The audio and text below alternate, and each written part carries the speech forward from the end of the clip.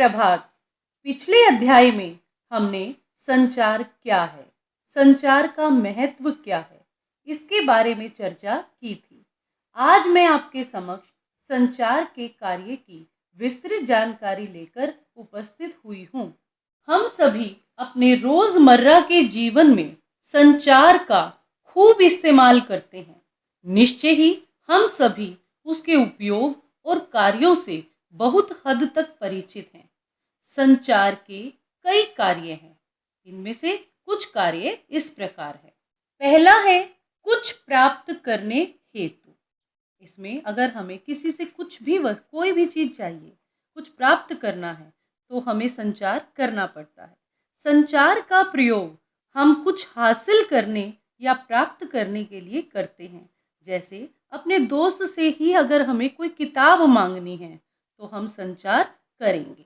दूसरा है नियंत्रण करने हेतु।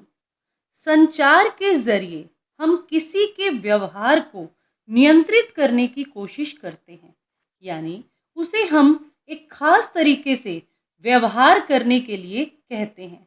जैसे कक्ष है, उसमें शिक्षक विद्यार्थियों को नियंत्रित करते हैं, तो वो भी संचार के माध्यम से ही नियंत्रित करते हैं।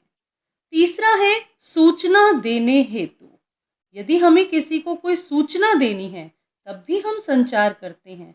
कुछ जानने के लिए या कुछ बताने के लिए भी हम संचार का प्रयोग करते हैं। चौथा है अभिव्यक्ति हेतु। संचार का उपयोग हम अपनी भावनाओं की अभिव्यक्ति के लिए या अपने को एक खास तरह से प्रस्तुत करने के लिए करते हैं।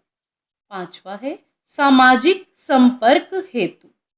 संचार का प्रयोग हम एक समूह में आपसी संपर्कों को बढ़ाने के लिए भी करते हैं। छठा है सहायता लेने हेतु। यदि हमें किसी से कोई सहायता लेनी है तो वो भी संचार के जरिए ही लेते हैं।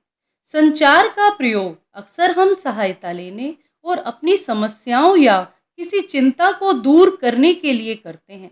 पुराने जमाने में समुद्री जहाज संकट के समय दूसरे जहाजों की मदद के लिए गुहार लगाने के लिए क्या करते थे?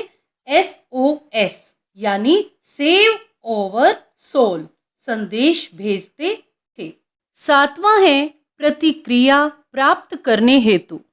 संचार का प्रयोग हम अपनी रुचि की किसी वस्तु या विषय के प्रति प्रतिक्रिया व्यक्त करने के लिए भी करते हैं।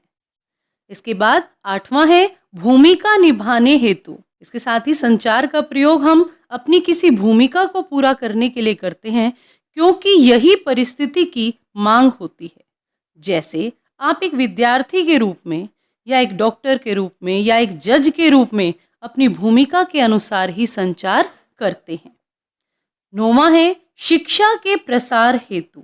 संचार माध्यमों का दूरस्थ शिक्षा के प्रचार हेतु व्यापक प्रयोग किया जाने लगा है। अनेक विश्वविद्यालय इस कार्य में लगे हुए हैं। शिक्षा के प्रचार में संचार का महत्वपूर्ण कार्य है, महत्वपूर्ण योगदान है। 10वां है सार्वजनिक हित के कार्यों के प्रसार हेतु।